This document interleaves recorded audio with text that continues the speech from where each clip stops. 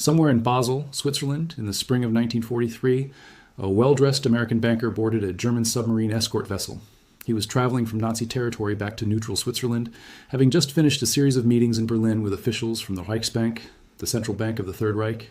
His name was Thomas McKittrick, and he was not a spy, not a double agent, and not a war criminal in any formal legal sense. He was the president of the most powerful international bank in the world, and while American soldiers were dying on battlefields across North Africa and the Pacific, he was having cordial sit-down meetings with the architects of the Nazi war machine. Now here's what makes that even more disturbing. McKittrick had instructions waiting for him at home. The U-boats in the Atlantic had standing orders not to sink the ship carrying him back to Switzerland. Hitler's Germany, a country at active war with the United States, had explicitly guaranteed the safety of an American banker because he was too valuable to lose. This is a story most history books skip entirely. It's not about battles or generals or political speeches. It's about something quieter and far more unsettling. The men who sat in mahogany-paneled offices in New York, London, and Basel, who wore perfectly tailored suits, attended church on Sundays, and who, with the full knowledge of what they were doing, financed both sides of the deadliest war in human history. And what makes this story truly chilling isn't just that it happened. It's that most of these men were never prosecuted. Most of them were promoted after the war. And the systems they built to do it are still running today. To understand how the bankers funded both sides of World War II, you first have to understand how they funded the conditions that made World War II possible in the first place. When the guns finally went silent in 1918 after the First World War, the victorious Allied powers gathered in Paris and drafted one of the most financially punishing peace treaties in modern history, the Treaty of Versailles. Under its terms, Germany was declared solely responsible for the war and ordered to pay reparations totaling 132 billion gold marks, roughly $31.5 billion at the time, which in today's purchasing power would be somewhere in the range of several $100 billion. The total sum was staggering. It was designed not just to compensate the Allies, but to permanently hobble Germany as a competitive industrial power. What followed was catastrophic. By 1921, the German government was printing money at a pace that defied comprehension. By November 1923, one US dollar was worth 4.2 trillion German marks. Wheelbarrows of cash were needed to buy a loaf of bread. Middle-class savings built over lifetimes were wiped out overnight. Factories closed. Unemployment exploded. And into that void of desperation and humiliation, extreme political movements began to grow. Movements that offered answers, however monstrous, to the question of why Germany had fallen so far. This mattered enormously to Wall Street, and not just philosophically. American banks had loaned enormous sums to the Allied powers during and after the war. France and Britain had borrowed billions to finance their military campaigns, and they needed Germany's reparation payments to service those war debts. If Germany collapsed economically, those payments stopped. If those payments stopped, France and Britain couldn't pay back New York. If New York didn't get paid back, the entire transatlantic financial system faced a crisis. So in 1924, Wall Street moved in to save Germany, not out of compassion, out of financial self-interest. The instrument they used was called the Dawes Plan, named after Charles Dawes, an American banker and former Army general who chaired the International Committee tasked with restructuring Germany's reparations.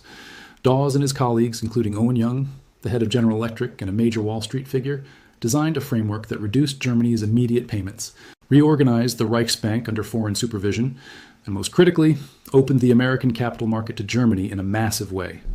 Under the Dawes Plan, starting in 1924, billions of dollars in long-term bonds and short-term loans began flowing from American investors into the German economy. By the end of the decade, Germany had received approximately 29 billion Reichsmarks in foreign loans. American bankers, with J.P. Morgan leading the way, provided roughly 70% of Germany's foreign capital intake during this period. By 1929, German industrial output had surged so dramatically that Germany was the second largest industrial economy in the world. But here's the critical detail that almost no one talks about. A substantial portion of that money did not go toward rebuilding schools, hospitals, or public housing. It went toward rebuilding Germany's military-industrial capacity. The loans allowed Germany to modernize its steel plants, expand its chemical industries, and develop technologies that would later be turned directly toward warfare. The Dawes Plan wasn't just rescheduling a debt, it was functionally pre-financing the Wehrmacht. And the money moved in a circular, almost absurd loop. America lent money to Germany. Germany used that money to pay reparations to France and Britain. France and Britain used those payments to service their war debts back to America. Everyone kept their books tidy. Everyone collected their interest. And Germany, meanwhile, quietly rebuilt everything that the Treaty of Versailles had stripped away. In 1929, the Dawes Plan was replaced by the Young Plan, again designed by Owen Young, which further reduced German obligations and pushed the final payment date all the way out to 1988, 59 years into the future. That same year, the Wall Street crash hit. The loans dried up overnight. The German economy plunged back into depression. Unemployment soared again. And Adolf Hitler, who had spent years ranting on the political fringes, suddenly found millions of desperate, furious voters ready to listen. The bankers didn't intend to put Hitler in power, but they built the exact economic conditions that made him possible. By the early 1930s, a relationship had been quietly developing between America, his most powerful oil company, and Germany, his most powerful chemical conglomerate. A relationship so intertwined that when the war came, it would become nearly impossible to separate where one ended and the other began. Standard Oil of New Jersey, the successor to John D. Rockefeller's original empire, in which the Rockefeller family held a controlling interest, had been in a deep commercial partnership with I.G. Farben since the mid-1920s. I.G. Farben was Germany's industrial titan, a conglomerate of chemical companies that manufactured everything from synthetic rubber to dyes to explosives, and later to Zyklon B, the gas used to murder millions of people in Nazi concentration camps. The partnership between Standard Oil and I.G. Farben was centered on two technologies that would prove decisive for the coming war. The first was synthetic rubber. Germany had no natural rubber. Without synthetic rubber, German armored vehicles, aircraft tires, and military boots couldn't be manufactured at scale. The second was synthetic aviation fuel, the hydrogenation process that allowed Germany to convert its abundant domestic coal into gasoline. Without synthetic fuel, the Luftwaffe couldn't fly.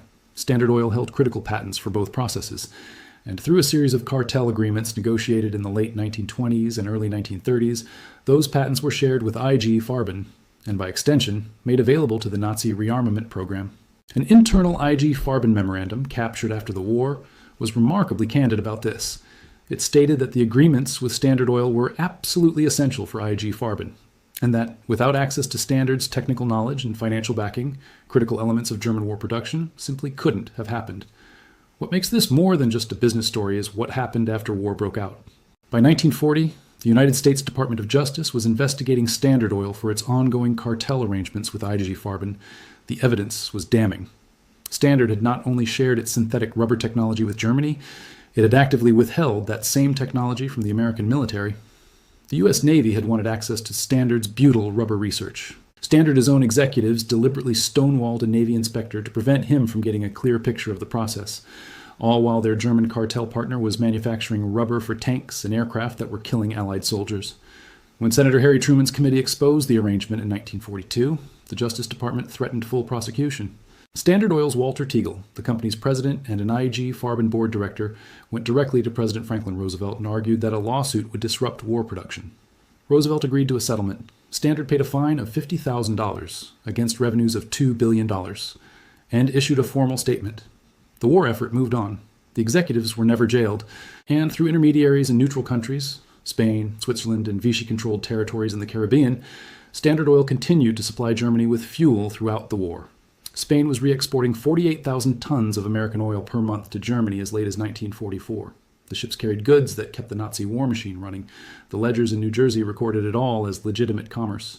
While all of this was happening in the corporate suites of New York and New Jersey, there was a quieter, more refined operation running out of an unmarked building in Basel, Switzerland, so deliberately understated that it had no sign on the door, no nameplate visible from the street, no indication whatsoever that behind its walls operated what many financial historians would later call the most powerful financial institution on earth. This was the Bank for International Settlements, known as the BIS. And to understand what it did during World War II, you first need to understand what it was designed to do.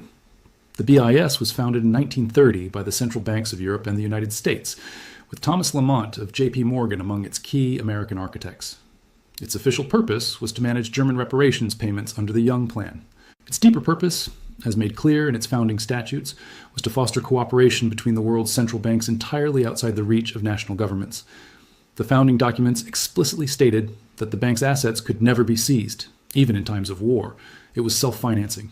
It answered to no parliament, no president, no king. It was, as one of its early presidents boasted, completely removed from any government or political control. When World War II began in September 1939, the BIS faced an existential question. Do we shut down, go dormant, or keep operating? The board made the decision unanimously. Keep operating. Maintain neutrality. The logic was forward-looking. They'd need the institution intact for post-war reconstruction. The deeper reality was that international banking didn't need war to pause it. It just needed a different vocabulary. And so while nations burned, the BIS stayed open. Its board included both Allied and Axis directors. Walter Funk, a senior Nazi official and Reich Minister of Economics, sat on the BIS board during the war. So did Hermann I. Schmitz, the chief executive of IG Farben, the same company manufacturing Zyklon B, and Baron von Schroeder, whose private bank in Cologne was deeply embedded in Nazi financial networks. All three were later convicted of war crimes at Nuremberg, and all three had been welcomed BIS board members while the war was being fought. The BIS's wartime activities were not passive.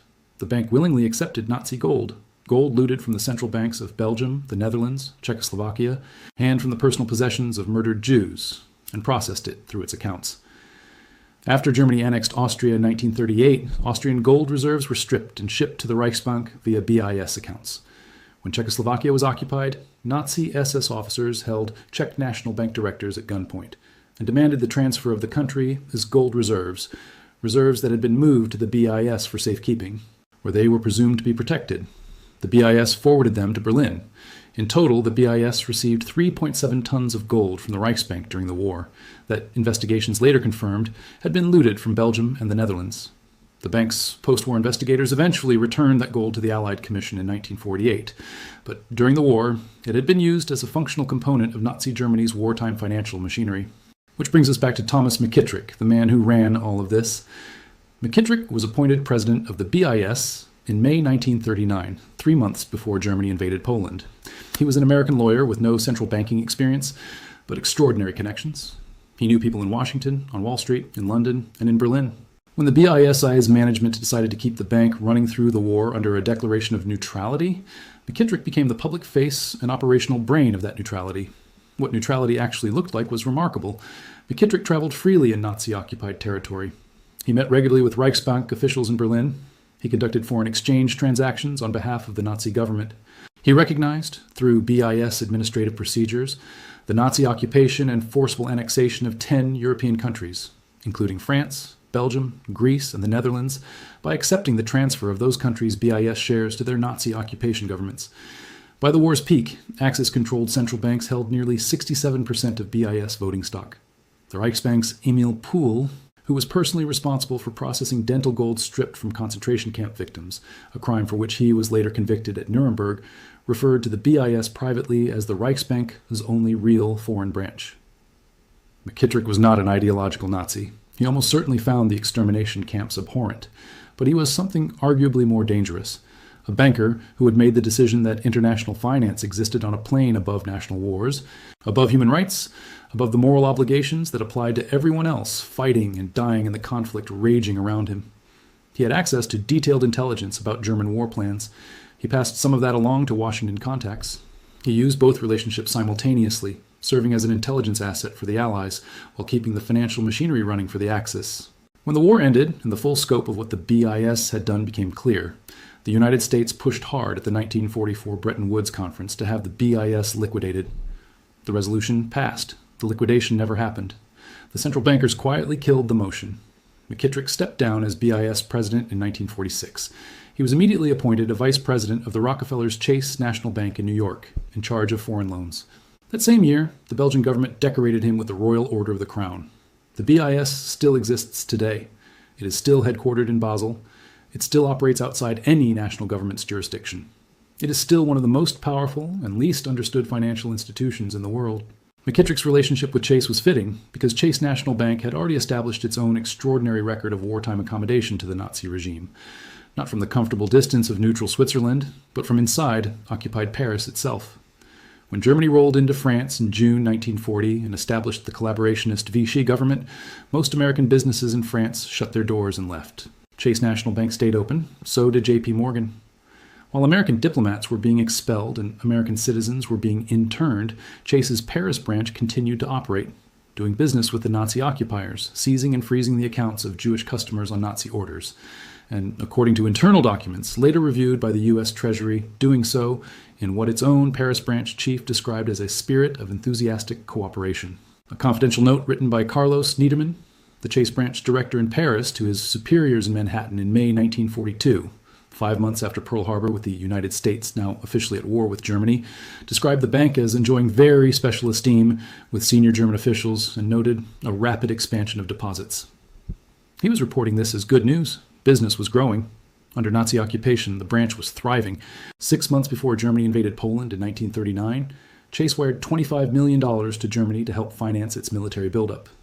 A French government commission investigating wartime banking practices later found that 5 American banks, Chase Manhattan, J.P. Morgan, Guaranty Trust, Company of New York Bank of the City of New York, and American Express, had participated in the handover of approximately 100 Jewish-held accounts to Nazi occupation authorities in France.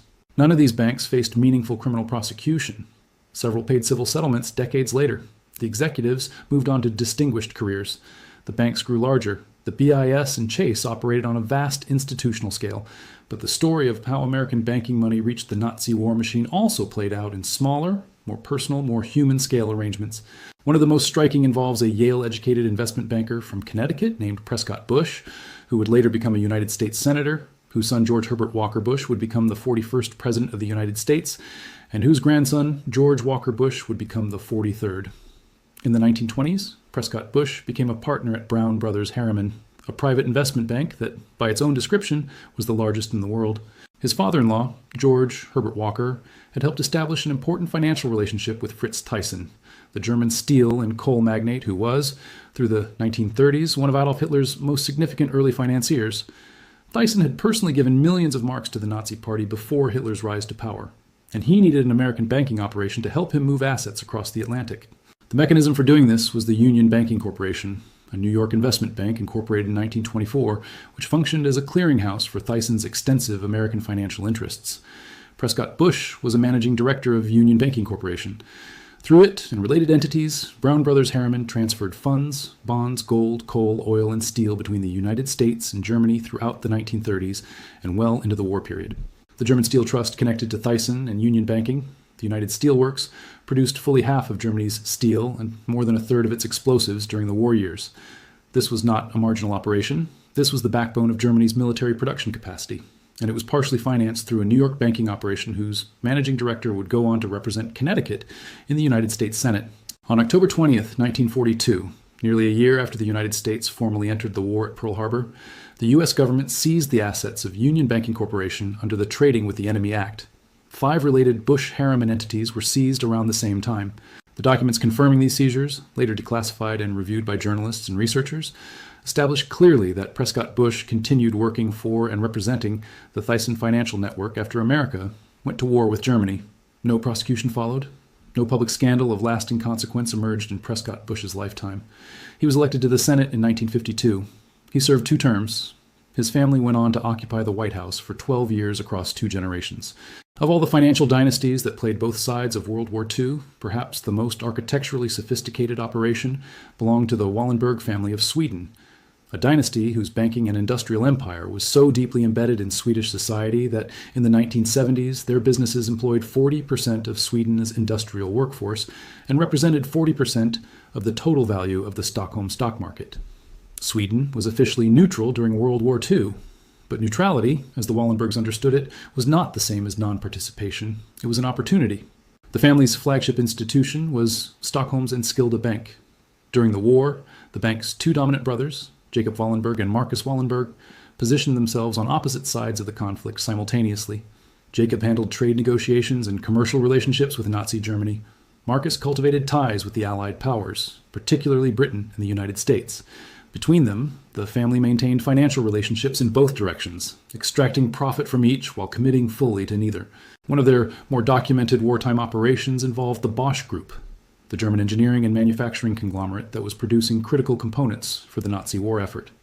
When Allied pressure threatened to expose Bosch's Nazi affiliations and potentially compromise its international subsidiaries, Stockholm's Enskilda Bank stepped in and acquired those subsidiaries on paper, creating the fiction that they were now neutral Swedish-owned assets, not German ones. The American Bosch Corporation was one of these. The U.S. government, suspicious from the start, seized the American operation in 1942 as enemy property. By the time the war ended, American investigators had worked through captured German corporate documents and traced the web of ownership back through the Wallenberg Bank. In August 1945, the U.S. Treasury Department declared Jacob and Marcus Wallenberg personally blacklisted, special blocked nationals, and the bank was subjected to a financial blockade from doing business in the United States that lasted until 1947. The Wallenbergs were summoned to Washington for committee hearings that lasted throughout the autumn of 1945. The investigators concluded that the bank had not only concealed the true ownership of these assets, but had lied about it under examination. No criminal charges were filed. Thomas McKittrick, the American who ran the BIS during those same years, described Marcus Wallenberg as his most important mentor and teacher during the early period of his BIS presidency.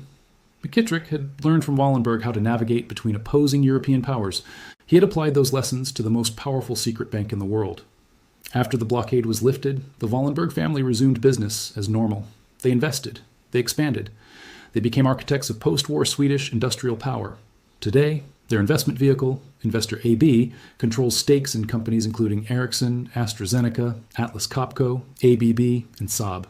Its market capitalization sits around $60 billion. One of the most startling things about the wartime activities of these banks and bankers is not just that they happened, but how deliberately and systematically they were concealed, not only by the institutions themselves, but by the governments that were nominally at war with the countries being financed. Charles Hyam, a former New York Times reporter, documented this in his 1983 book, Trading with the Enemy, The Nazi-American Money Plot. Drawing on declassified government files, Hyam described how the Roosevelt administration was fully aware of the activities of Chase Standard Oil and other firms doing business with the Nazi regime and made a deliberate policy decision not to prosecute them. The reasoning, as Hyam reconstructed it from internal memos, was blunt. Prosecuting major American corporations for wartime collaboration would cause a public scandal large enough to shake civilian morale, potentially trigger labor strikes, and make it impossible for those same corporate boards to cooperate in producing the materiel the military needed to actually win the war. The corporate infrastructure was too important to sacrifice for the principle of wartime loyalty. So the government looked away. Standard Oil paid a nominal fine. Chase continued operating. Prescott Bush's assets were seized as a technical matter, but the man himself remained in banking and politics.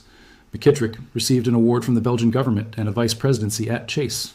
The deliberate suppression of these stories extended into the post-war period. When the Nuremberg trials were organized, American prosecutors made a judgment that pursuing the American corporate participants in Nazi financing would complicate the political landscape. I.G. Farben was tried at Nuremberg. Its American partner Standard Oil was not mentioned in the proceedings in any serious way. Looking back across all of this, the Dawes Plan, the Standard Farben cartel, the BIS, Chase in Paris, Union Banking, the Wallenbergs, a pattern becomes visible that is more unsettling than any individual scandal. The bankers who funded both sides of World War II were not, for the most part, ideologically sympathetic to fascism. They were not Nazis. They were not even particularly cruel men in their personal lives. What they were was ideologically committed to something else entirely, the idea that capital exists above politics, that financial systems are neutral instruments that transcend the particular moral catastrophes of particular historical moments, and that the duty of a banker is to the health of the system itself, not to the human beings caught in the gears of the political violence that system helps to enable. This is what made it possible for McKittrick to have cordial meetings in Berlin while American boys were dying in the Pacific. It's what made it possible for Chase's Paris branch to freeze Jewish accounts and report growing profits to New York in the same memo. It's what made it possible for Prescott Bush to continue representing Thyssen's interests after America was at war with the country Thyssen had helped arm. In each case, the men involved had constructed an internal moral architecture in which their role was simply to keep the financial plumbing functional, and in which the political violence occurring outside the building was in some fundamental sense someone else's responsibility. The lesson history offers here is not a simple one. These men were not cartoon villains. They operated within legal frameworks that they themselves had helped to shape. They functioned within a system that rewarded their behavior and, in most cases, ultimately protected them from its consequences. The most dangerous actors in any financial catastrophe are rarely the ones who want destruction. They are the ones who simply want the machine to keep running, and who have convinced themselves that keeping the machine running is, by definition, a moral act. In the immediate aftermath of the war, there were gestures toward accountability. The U.S. government had seized Union Banking Corporation under the Trading with the Enemy Act. The BIS was supposed to be liquidated. Several I.G. Farben executives went to Nuremberg and received prison sentences, the longest being 8 years, which amounted to roughly 1 year of prison per million people murdered. Chase eventually reached civil settlements with Holocaust survivors over the seizure of their Paris accounts. But the institutions themselves, the banks, the central banking frameworks, the international financial architecture, emerged from the war largely intact, and in many cases, stronger than before. The BIS, which a UN conference had voted to liquidate, kept operating, and became the central coordinating institution for post-war European currency reconstruction. Chase National Bank merged and grew into what is today J.P. Morgan Chase. one of the largest banks in the world.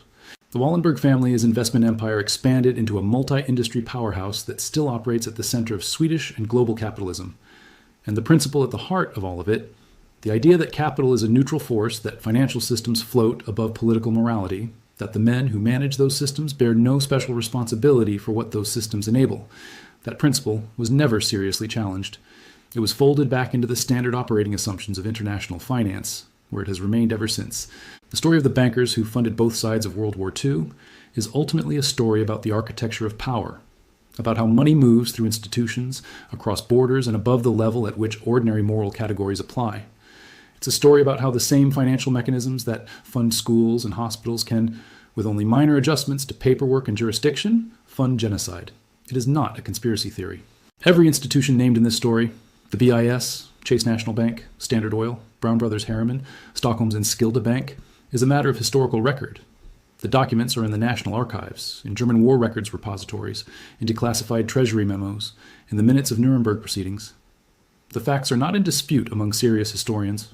What is in dispute is what they mean, what obligation they create for us to think clearly about who controls money, who benefits from that control, and what moral weight attaches to operating the financial machinery of atrocity while claiming that finance is neutral. The bankers who ran the BIS during the war genuinely believed they were serving a higher institutional purpose than either side in the conflict. They genuinely believed that keeping the machinery of international settlement alive was, in some long-term view, a gift to humanity. They may even have been right about the long-term value of those institutions, but the cost of keeping them running was paid by the people whose gold was melted down, whose accounts were seized, and whose deaths were, in no small part, made possible by the capital that flowed through those pristine marble lobbies. That's the part of the story that never quite makes it into the official histories, the part where profit and atrocity share the same ledger, the part where some of the most respected men of their generation looked at the worst catastrophe in human history and asked not how to stop it, but how to make sure the book's balanced when it was over. If you found this story as disturbing as I did, I'd really appreciate it if you hit subscribe. It genuinely helps this channel reach more people who want to understand the world as it actually works, not just as the textbooks describe it. And if there's a particular dynasty, institution, or hidden chapter of financial history you want me to dig into next, drop it in the comments. I rate every one of them,